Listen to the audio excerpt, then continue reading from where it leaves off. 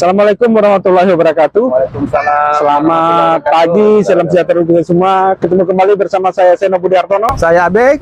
dalam podcast Jejak Pemberdayaan. Ya. Oke, seperti biasa Bang Abeng kan? Ya, pasti mantun ini. Pergi ke sekolah untuk bagi rapot naik kelas.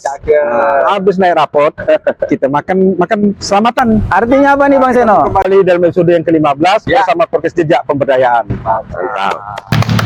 Asli Bang Abeng sudah 15 episode kita ya. 14 Bang Seno. 15. 14. Nanti bahagia. Oh iya betul. Betul kan? Ya, betul. Ya, jadi enggak apa itu biar seru sedikit. Ya.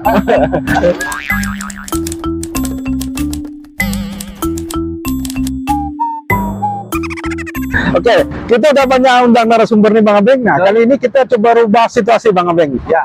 Kita buka suasana outdoor di mana kita membangun ya baik narasumber maupun kita lebih fresh lah Bang Abeng ya. Bang Seno, ini kita pertama kali nih outdoor. Harapannya nanti ke depan kita juga bisa laksanakan di banyak tempat nih Bang Oke, Seno. siap. Sekaligus kita memperkenalkan Wisata-wisata dan ya ikon-ikon Kota Pontianak khususnya Bang Seno.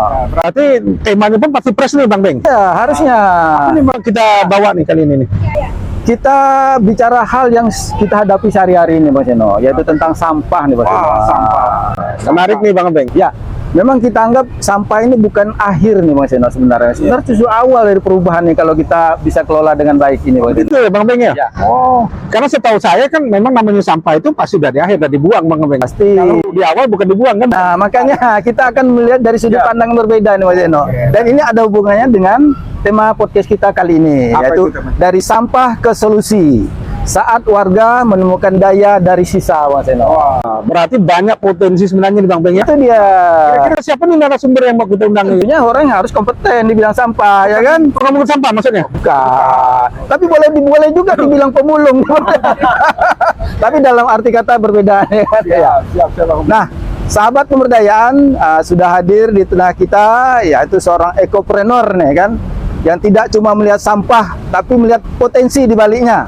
Orang yang punya ide hijau, ide segar, dan yang penting swadaya nih Bang Seno. Ah iya, berarti berusaha sendiri Bang Beng. Iya. Gimana mengolah sampah menjadi kekuatan baru. Betul. Sudah hadir di tengah kita Bang Benny Tanheri, Sarjana Kehutanan.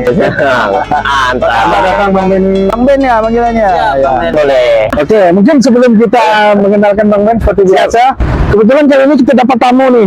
Bang Ben, adik-adik nih. Nah, saya nggak tahu nih dari mana nih adik-adik nih. Mudah-mudahan bukan pemungut sampah semua. Suruh perkenalkan diri Bang Seno. Oke, kira-kira siapa yang saya perkenalkan diri ini? Saya. Ya. Oke, silakan Dek. Oh teman-teman, jadi perkenalkan nama saya Niar Aditya dari Universitas Oso. Jadi teman-teman yang hadir di sini ada 3 fakultas loh, ada Fakultas Ekonomi Bisnis, Fakultas Hukum dan Fakultas IPA dan Kelautan.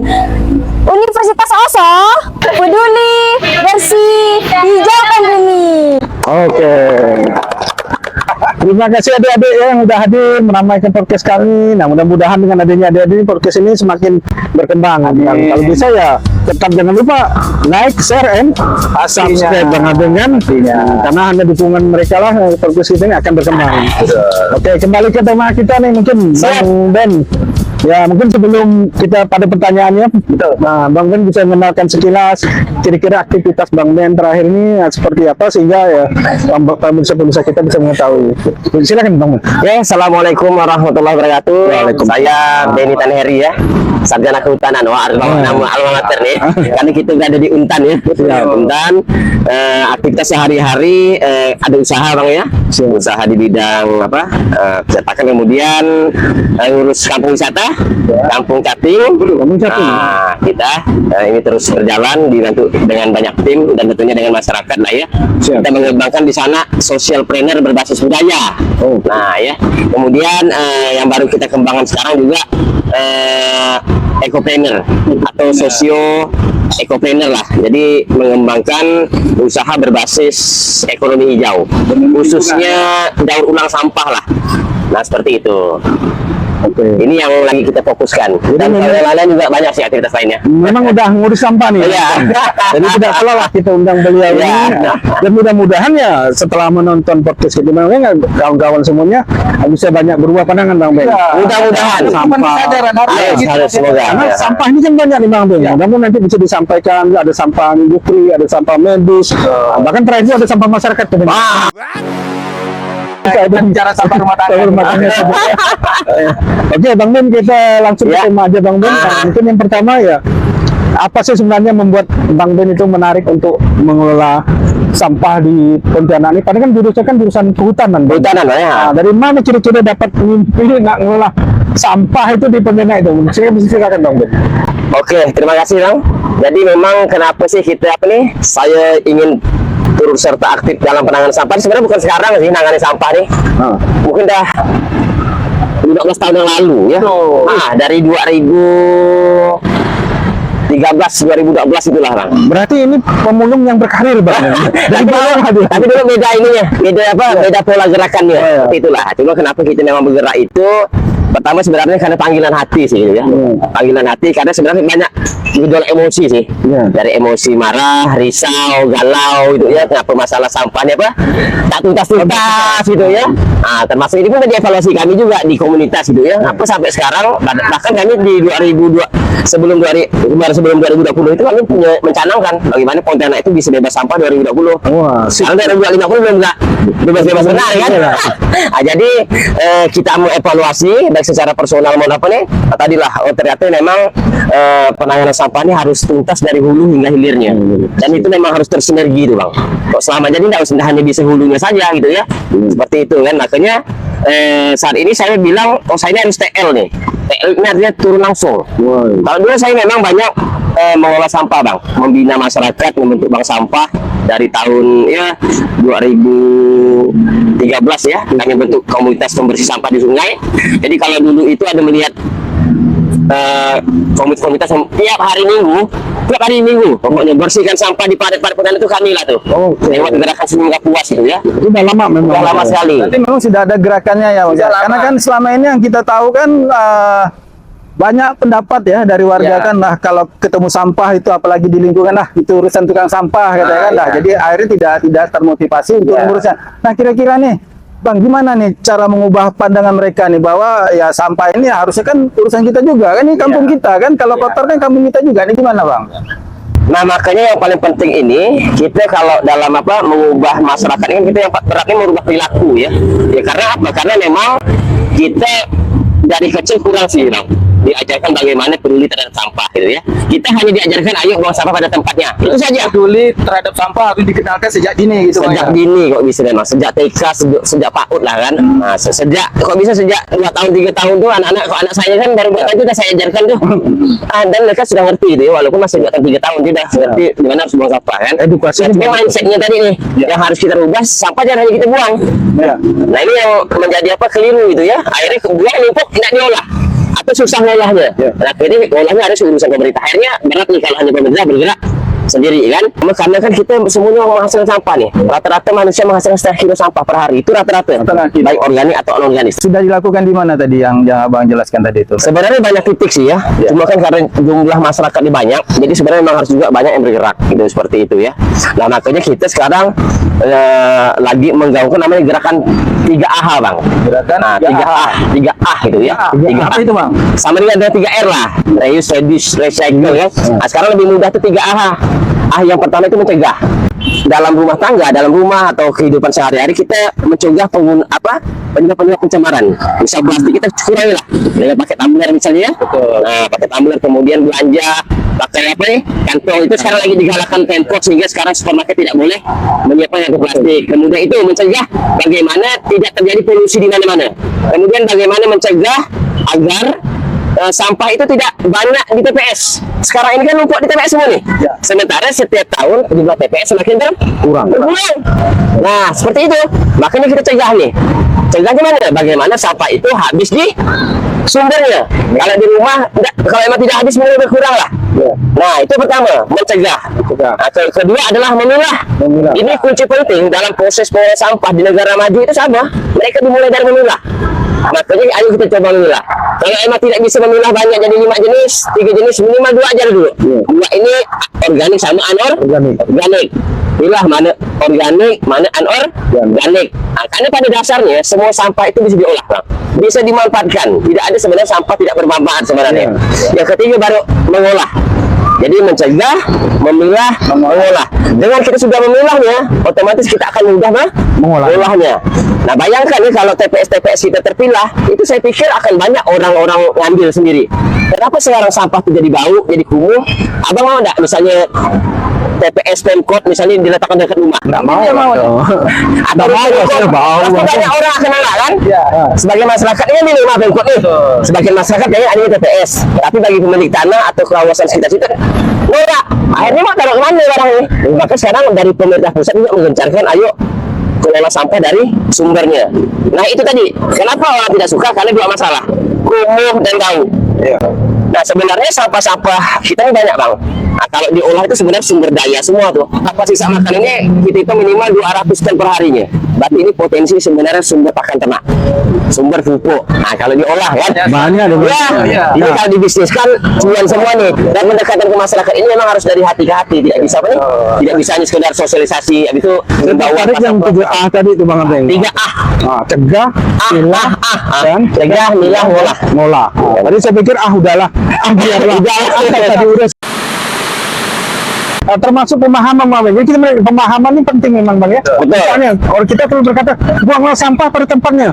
Nah masalahnya anak-anak kecil ingat semua itu tempat Bang Beng. Nah, saya belum buang tempatnya loh. Sungai, Kan? Mau sungai, mau ke taman misalnya kan. Nah, edukasi dari sini mungkin yang perlu ya. Nah, ya. Jadi gini Bang Beng kan Ya. udah terlibat, kemudian kita sudah melihat dan saya lihat Pemda juga sudah mulai kata Bang Beng tadi. Ya.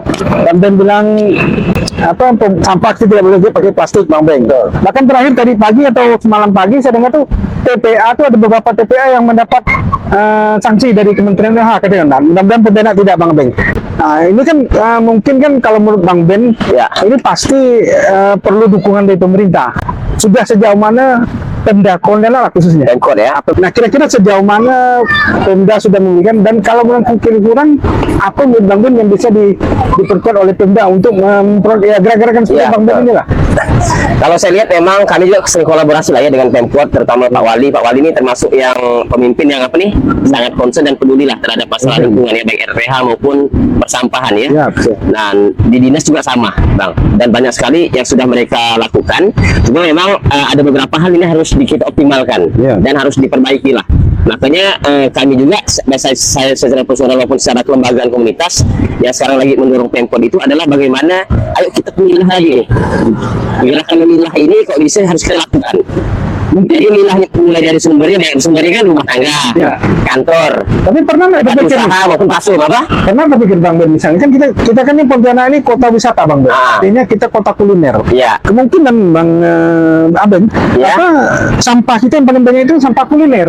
Iya. Kalau sampah sisa kuliner kan makanan. susah kan kita Iya. untuk memilahnya kan. Nah, pernah nggak hal-hal seperti ini misalnya menjadi lahan bagi kegiatan untuk bagaimana misalnya ya kalau saya bicara bau ya memang sampah ini seperti ini Bang Ben yang dominan untuk Iya. masalah bau. Kalau Iya. yang hanya sampah plastik sama-sama ini agak kurang lah Iya. baunya. Nah, apakah sudah ada arah ke arah ini misalnya? Sangat bisa dan sudah ada, Bang. Sudah ada ya? Sudah ada. Jadi begini, maka tadi saya lagi juga mengajak pemerintah ini ayo kita milah dari rumah, tadi sumbernya lah ya, rumah tangga, kantor, tempat usaha. Tadi yang bilangnya itu termasuk tempat usaha. Kemudian pasum ini taman, nah, kita pilah kan.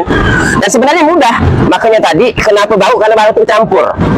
Ketika bercampur, akhirnya orang harus setiap hari angkut sampahnya kan. Iya. Nah sebenarnya kalau kita sudah memilah itu mudah sebenarnya. Kami sudah kerjasama. Saya sudah kerjasama dengan Hotel Aston, Hotel Neo, itu sudah milah mereka. Sudah, ya? Sudah milah dan sampah organik mereka sudah kami olah. Jadi pakan ternak ayam. Dan secara personal pribadi kami juga kalau di komplek juga sudah milah. Saya kerjasama dengan beberapa belum semuanya ya, beberapa pelaku usaha di Jalan Padat Karya maupun Jalan Reformasi dan Jalan Sepakat 2 dekat rumah saya ya. Kerjasama di sekitar 10 tempat usaha dulu nih juga kami ajak memilah. Jadi sampah organik tadi nih, Bang, yang sisa pecel ayam, campur-campur lah tuh. Itu udah kami ambil loh.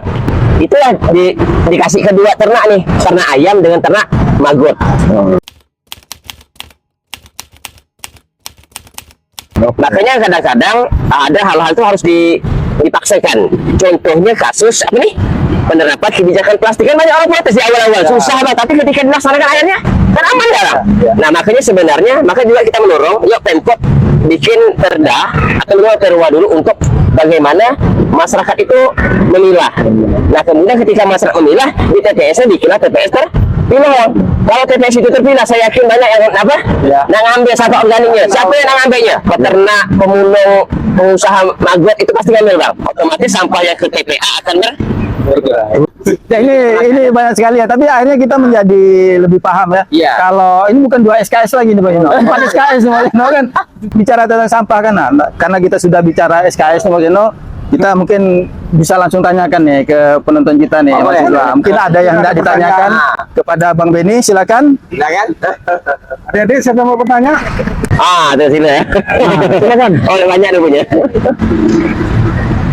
Assalamualaikum warahmatullahi wabarakatuh. Waalaikumsalam. Waalaikumsalam warahmatullahi wabarakatuh. Perkenalkan, nama saya Rapiansa. Saya dari Prodi Manajemen. Pertanyaan saya untuk Bang Ben.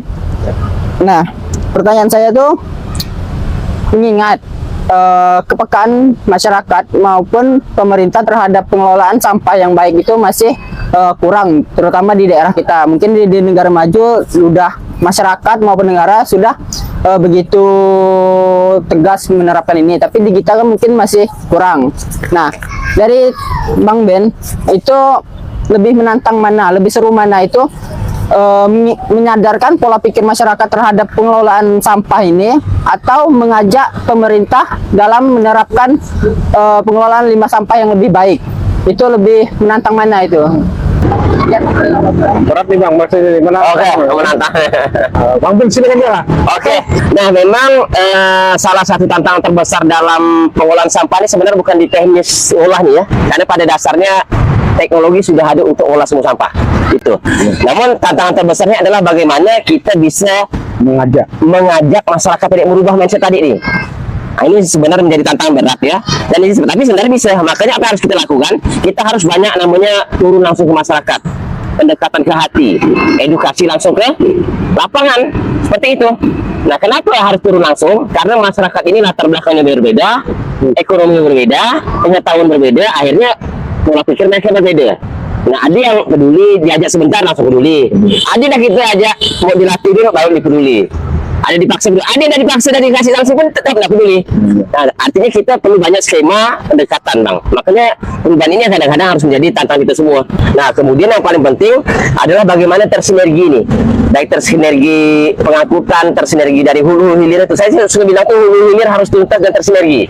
Pemerintah perannya apa, masyarakat perannya apa. Kalau ini tersinergi, hulu hilirnya bang, selesai masalah sampah kita. Ya. Macam di luar negeri, misalnya di Jepang itu kan sampah itu bukan hanya dipilah jenis ya, tapi dipilah harinya. Hari ini sampah plastik sampah kertas diangkut langsung ke pabrik kertas, diolah langsung tuh. Besok sampah plastik diubah jadi apa? Jadi apa? Selesai. Kalau kita kan bercampur-campur sehingga di hilirnya di hilirnya itu di TPA-nya akhirnya susah nih nanganinnya nih.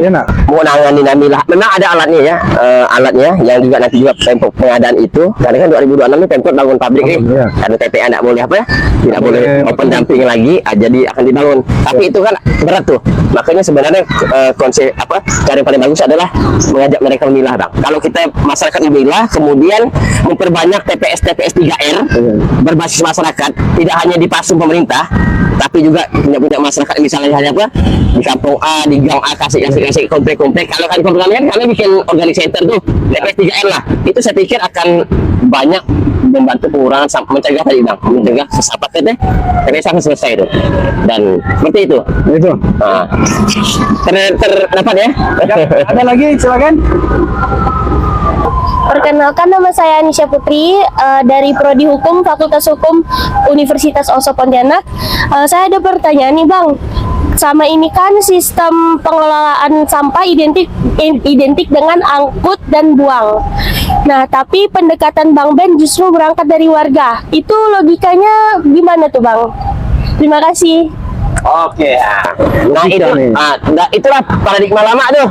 Paradigma lama tuh kumpul, angkut, buang. Kumpul, angkut, akhirnya numpuk. Di mana? Di TPS, TPA. Nah, makanya sekarang kita coba gencarkan paradigma tadi nih, kalau dengan gerakan 3H itu, kan? Cegah, pilah, olah. Nah, bagaimana kita bisa mencegah dari apa tadi nih? Sumbernya ya, rumah, kantor, tempat usaha. Kemudian misal kalau bisa KPKP, kurangilah penggunaan apa nih, pipet. Kalau bisa gunakan yang back to nature lah. Selain lebih sehat kan, mengurangi dampaknya. Kemudian tadi di kantor macam-macam, nah, kemudian diolah. Ada beberapa yang termasuk 5CM. Ini dia ngolah sampah organik sendiri nih bang. Nah, kalau semua kafe melakukan itu mas, atau kalau tidak bisa mengolah sampah sendiri, minimal dia kerjasama dengan kelompok yang pengolah sampah. Seperti adik nih, Hotel Aspen nih, adik kerjasama dengan kami. Adik jadikan pakan ternak, jadikan pakan maggot, jadikan ekoenzim dan macam-macam. Akhirnya apa? Sampah yang seharusnya mereka satu hari nyumbang 3 sampai 4 trash bag organik ya ke TPS akhirnya berkurang. Nah itu salah satu trash bag itu bisa berapa puluh kilo, bukan berat tuh. Nah, jadi begitu ya. Jadi pola-pola inilah yang harus kita lakukan bersama. Tidak hanya rumah tangga sedikit, tapi tadi ini sumber-sumber sampah lainnya di kantor maupun terutama tempat usaha lah. Terutama tempat usaha yang kuliner. Jadi Nah, seperti itu. Jadi adik-adik ya, mudah-mudahan ya adik-adik ini menjadi pion-pion ya, Bang Benny ya, Nah, bahkan untuk mengubah. Ya, bahkan sekarang tidak hanya sampah sisa makanan, Bang, yang lagi kita riset ini. Maka kemarin kami mau kerjasama nih dengan Universitas OSO. Kami juga sekarang lagi mengolah sampah rambut. Rambut. Rambut, ampas kopi, selama ini kan dibuang nih. Ya. Nah, selama ini kan sampah, saya diskusi dengan beberapa apa nih, barbershop dengan tukang cukur rambut, sampah kan buang kemana nih bang? Ada bang buang ke TPS ya, atau dibakar, atau dia kan, atau buang-buangnya gitu kan. Nah, akhirnya terpikir ide, kenapa itu tidak kita olah? Sementara kan barbershop, tukang cukur, salon kan banyak, itu sampahnya dibuang. Nah, terpikir selama ini kan saya ubah nih, campurkan untuk media tanam. Karena ternyata rambut ini sama dengan fungsi gambut bang. Gambut itu 1 kilo gambut itu bisa menyimpan 6 sampai 10 liter air. Ternyata rambut juga sama. Saya googling kemarin ya, nanya di internet loh ya. Ternyata 1 kilo rambut itu bisa menyimpan 6 sampai 7 liter air. Pantas aku yang gundul. Tapi kurang air bang. Kemudian lagi riset nih bang, selain nanti untuk ngolah apa nih, ngolah jadi media tanam, dia kan berarti menyerap air tuh. Nah, kita bisa gunakan juga nanti untuk, kemarin kan diskusi dengan kawan pengelola IPAL, ternyata bisa untuk penyaring IPAL. Nah, tapi ini lagi masa riset ya. Nah, mudah-mudahan nanti kita pengen, ini lagi program baru kita, bagaimana selanjutnya kita pengen bikin IPAL-IPAL sederhana, sehingga IPAL-IPAL ini bisa digunakan di rumah tangga, sehingga tidak macam dengan rambut itu tadi tuh. Nah, selama ini kan pakai yang sarang tawon itu lah ya skemanya ya. Nah, tapi kita coba lihat tadi bang, lihat sumber daya lokal. Bahwa ternyata penanganan sampah. Tambah lagi nih bang, SKS ini bang. Nah, mungkin ada lagi yang hendak bertanya nih. Ya, silakan. Ini sangat menarik ini. Ayo, siapa? Saya Pak. Oh ya, silakan. Assalamualaikum warahmatullahi wabarakatuh. Waalaikumsalam.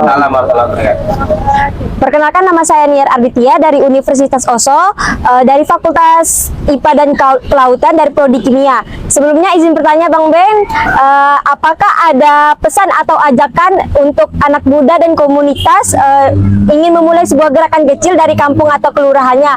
Apakah butuh modal yang besar atau hanya cukup modal nekat saja atau percaya diri? Sekian dari saya, terima kasih. Oke, terima kasih ya Niar ya.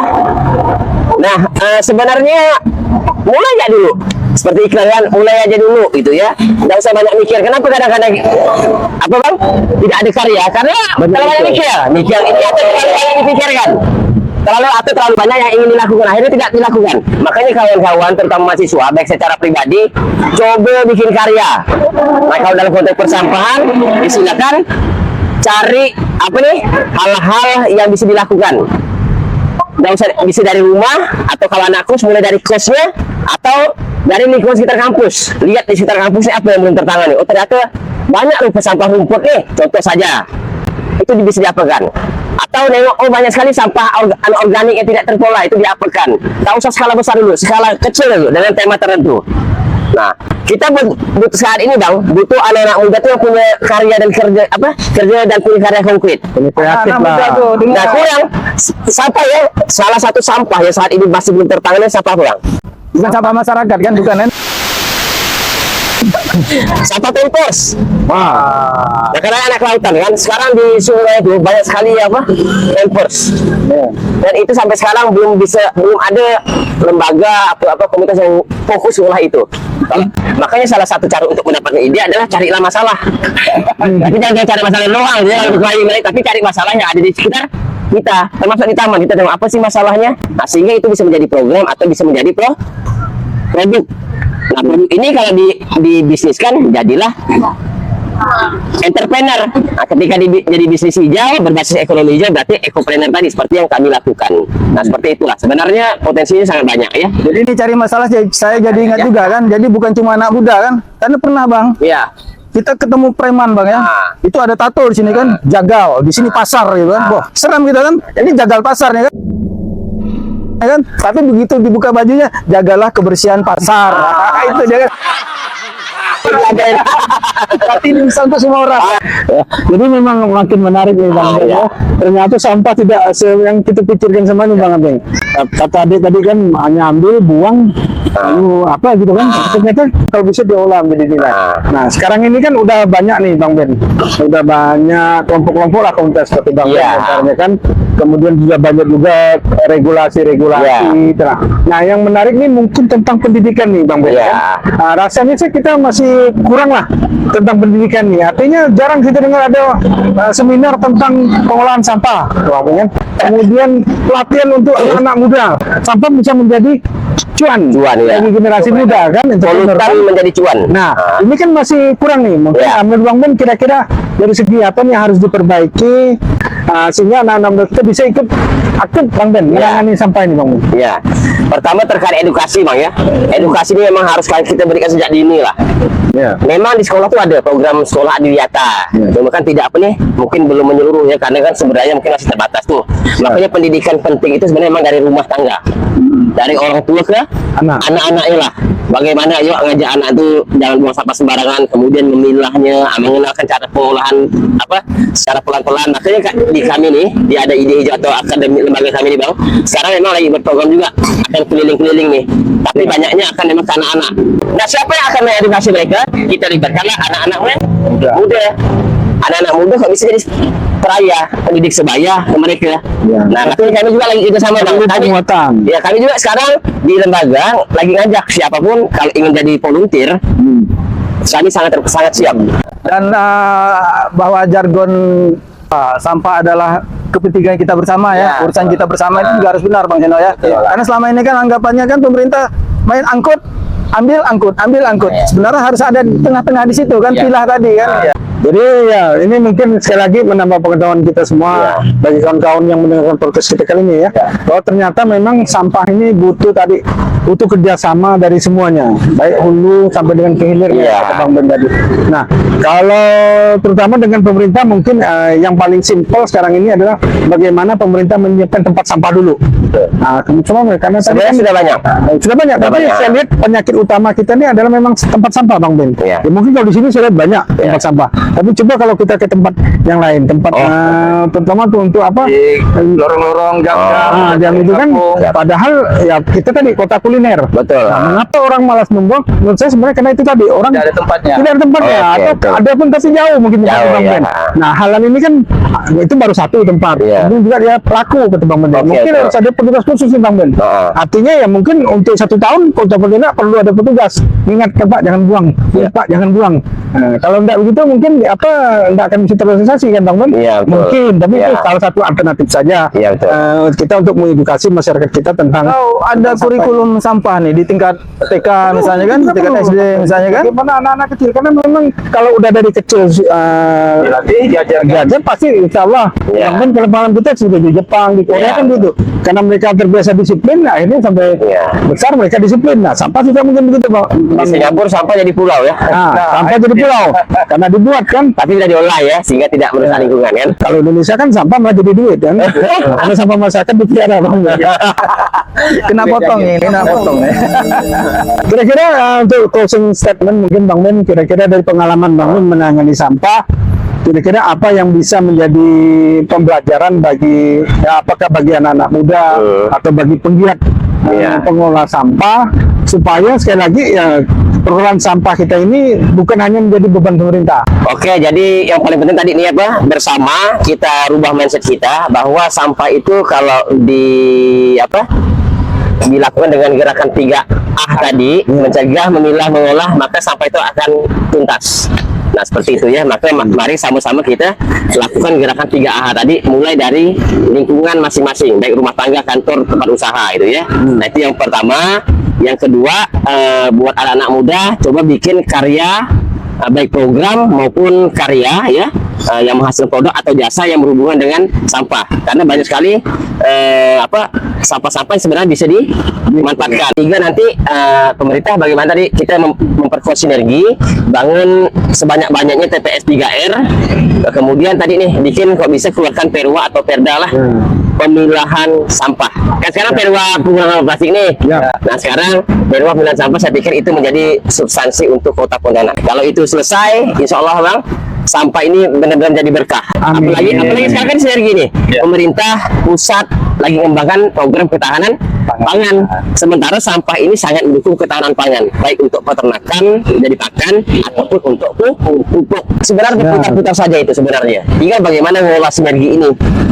Dinas LH mengelola sampah, dinas peternakan, pertanian mengelola pupuk dengan tadi nih pakan ternak yang dibuat nih, terus tuntas Bang.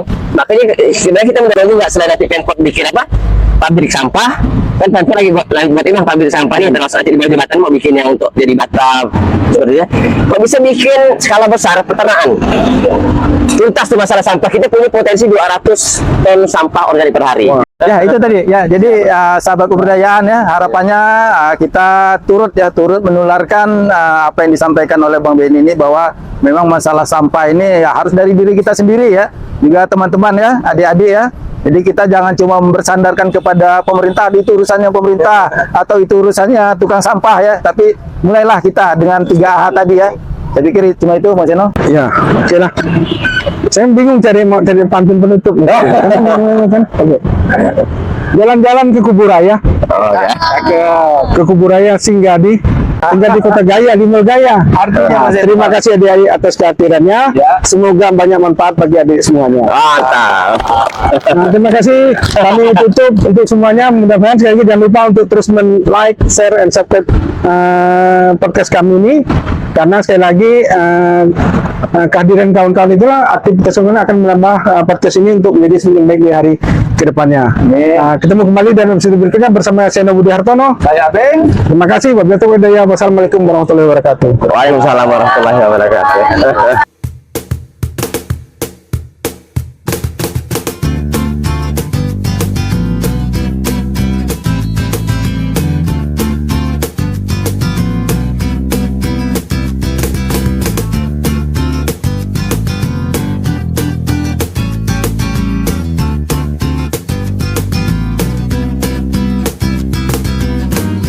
Hari ini ku dendangkan lagu yang ingin ku nyanyikan,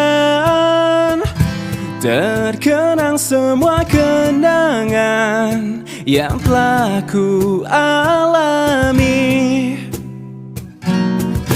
Ingin ku buka lembar baru untuk meneruskan hidupku. Tak mau lagi kesedihan selimuti diriku. Semua orang ingin bahagia menjalani hidup di dunia ini. Ingin ku bukakan jawaban misteri kesenangan sejati. Hari ini ku dendangkan lagu yang ingin